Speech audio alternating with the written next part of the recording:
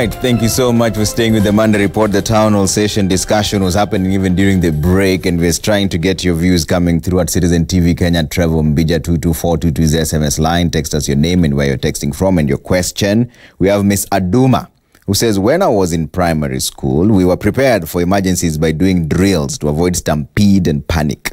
I doubt anyone prepared the Kakamega school kids, which is very unfortunate. And we have teachers here. Do you train your students to respond to emergencies? Just start with your name. Good evening. I'm Vincent Azere. Yes, we do prepare our children regularly for in case any emergency occurs. Mm-hmm. Yeah. But then what is the missing link? The missing link... What would you like from the government, or from where you stand? What do you think is the main concern? I think the government should do frequent checkups in schools, because there are some schools which may be relaxed after maybe some time the government has visited. They'll keep on maybe not doing the right thing. Yeah. So the government should do frequent checkups. Have you personally, as a teacher, seen any checkup from any authorities walking by randomly in school, or even an emergency drill, whistles? Do the students respond? Not really. I've not seen the government around. So they are taught, you haven't seen the people inspecting, the children are taught, it's not been tested? Yeah, the government has not visited on the same. Have you randomly tested the students at any given point? Say like a whistle, see if the children will respond how they've been taught? Yeah, we usually do it. Okay. Yeah. It's just what do you think is a missing link? Because we have an entire 2008 safety standards manual. This is part of what it says there. But what do you think is the main concern? Is it just paper and nothing, no implementation? The main concern, Trevor, as I've said before, and I'll always say this, is the collapse of institutions. That particular safety standards manual, has not been implemented. There has been no intention to implement it. And ask the teachers who are in this forum whether we have any safety standards committee in their school, which is a requirement of that particular safety standards manual.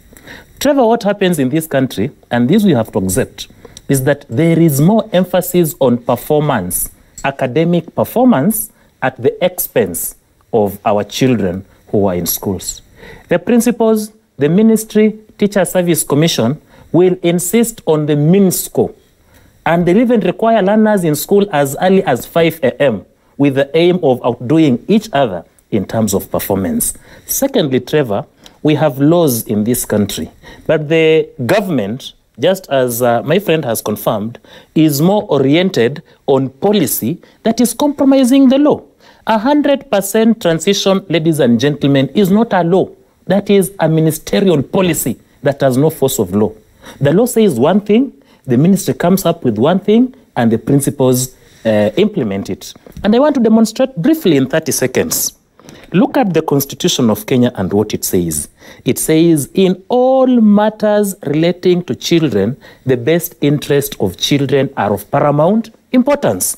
Don't emphasize on performance, academic performance, if you're going to compromise on the safety of students. Don't emphasize on admitting students if it is going to endanger those already in school. Come to the Basic Education Act. We have an entire council. It's called for the Council for Quality Assurance and Standards. This council does not focus on the safety of learners. It only focuses on the performance of responsibility by those in position, like the principals and their deputies.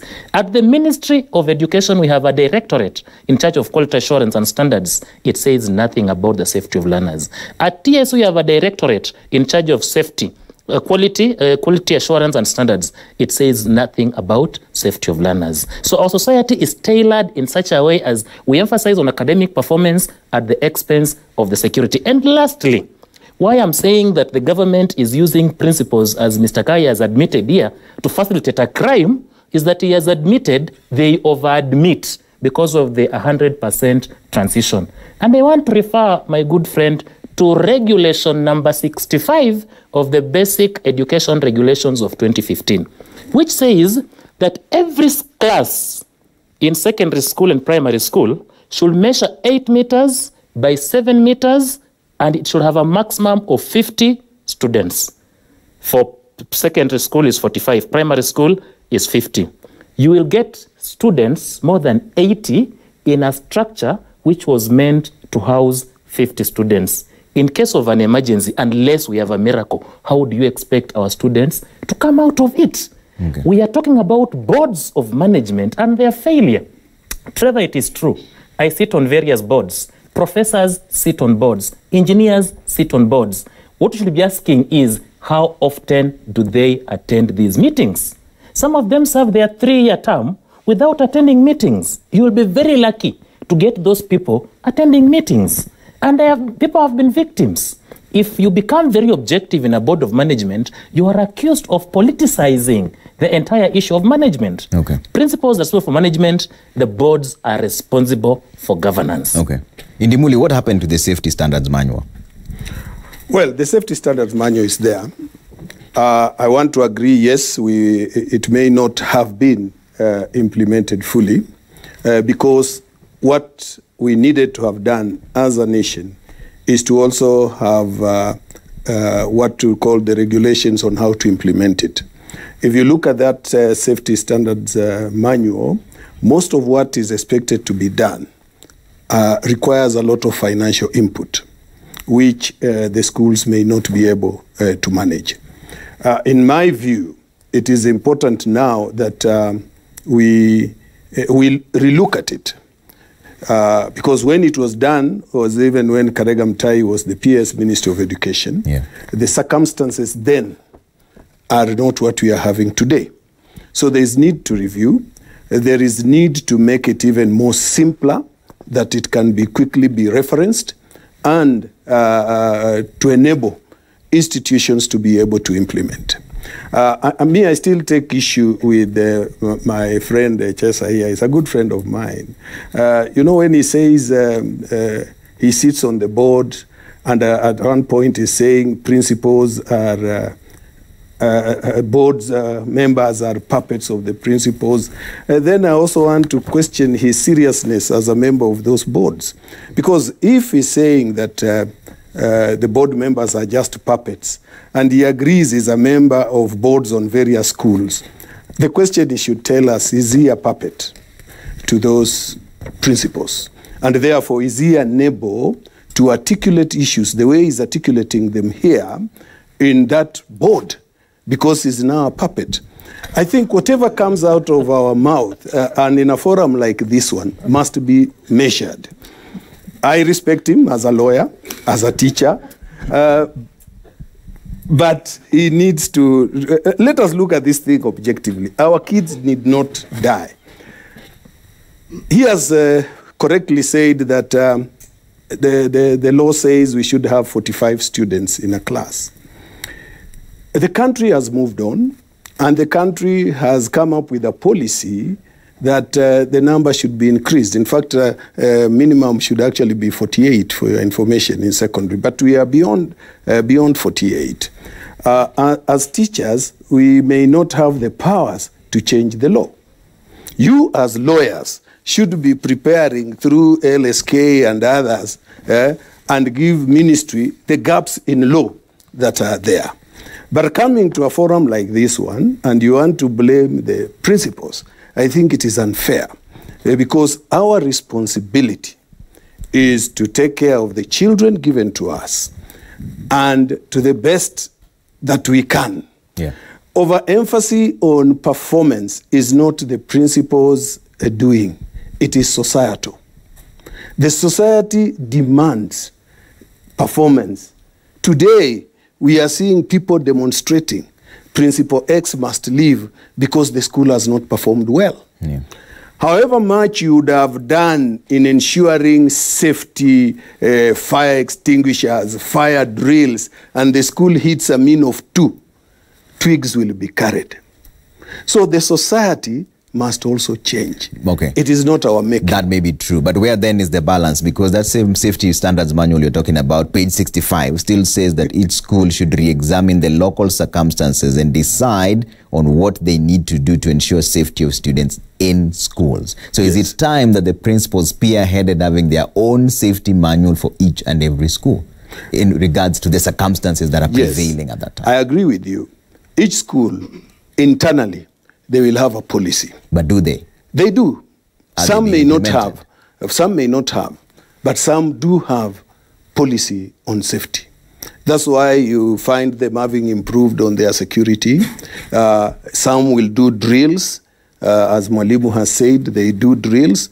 A majority may not be able to do because as the expert will tell us here, even if they came to do those drills, will not be free. They will charge.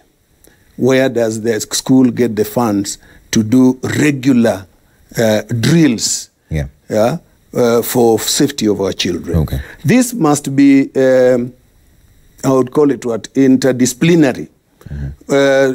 Somebody who sent you a message said that when she was in school, they were given drills. When I was in school, yes, we used to see the policemen come and tell us these things, and even told us how to cross the road until we crammed. Look right, look left, look right again. When the road is clear, quick march, no running.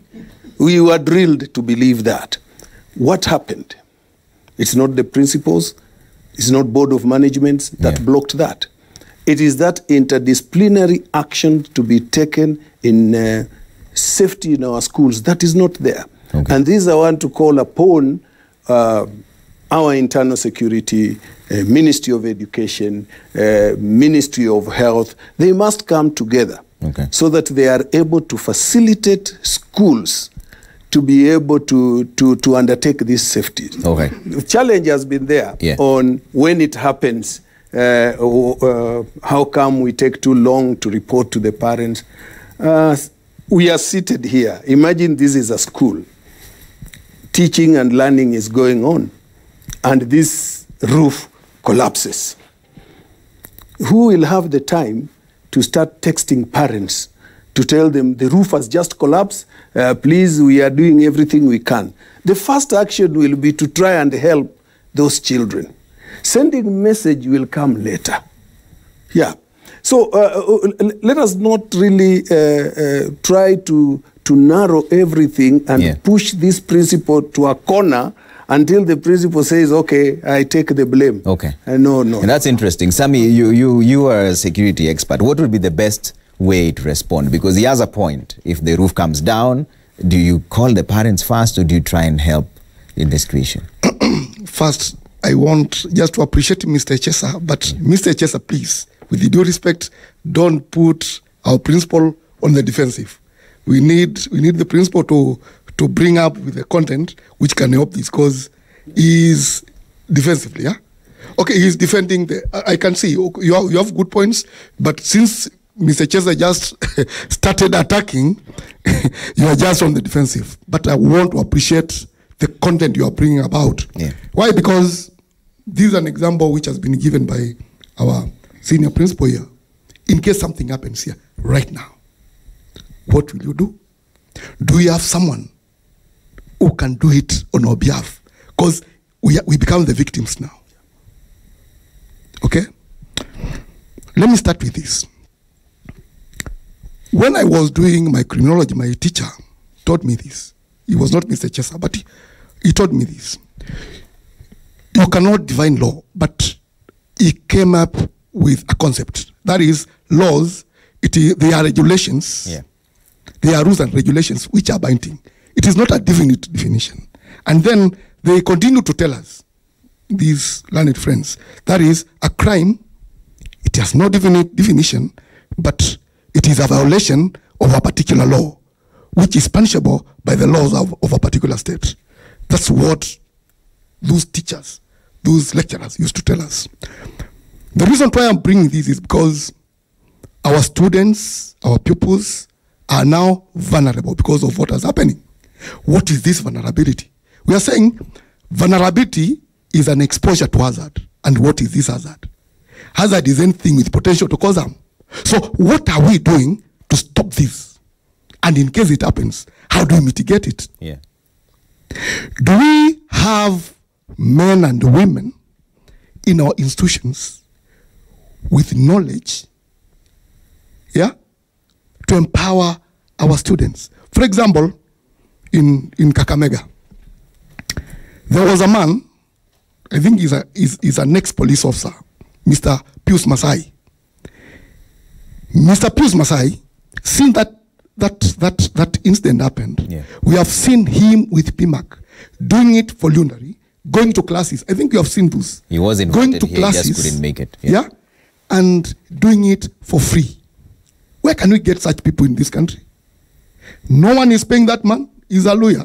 Yeah. Pius Masai. He used to work with the police. I think he's a retired person. He has a company, I think, by the name PMAC. And that guy, since that day, we are seeing the media houses, interviewing him. Yeah. And he's doing it for free. Okay. Do we have such sons and daughters in this country? Okay. Or is just on his own? Okay. So we have a challenge as a society, to seek knowledge. For those who can afford to have this knowledge, go and get the knowledge. Okay. For those, for example, for those who can't, let the government of the day, since you are here representing the government, you have the link with the highest authority. Okay. Kindly go forth and report this. The schools and institutions need that linkage. They need this information. And the information, if it cannot be gotten freely, then let the government get it for finances. Okay, I have to take quick rounds of questions here and also read a bit of your feedback. When you come back, we're talking about solutions. Henceforth, Brian Okech Amwai on Twitter says, the responsibility of kids' safety in schools is not only for teachers, but also for parents. When taking your child to school, do you stop to question the safety of the structures and whether your child will be safe? We'll talk to the parents who are here and get their response on that. You don't leave a name or where you're texting from, but this is 22422. You say, I think even more disasters lie ahead if education stakeholders will not do something about infrastructure in secondary schools. Classes and dorms are overflowing. What would happen in case of panic, especially in boarding schools? Panic can be brought by simple things as blackouts to serious things as fire breakouts. Something has to be done. So we're taking a quick break here on the Monday Report. Keep your views coming. When we come back, I'll take a round of questions from the audience and then get the final remarks on the solutions on this issue of safety in schools. Stay with us.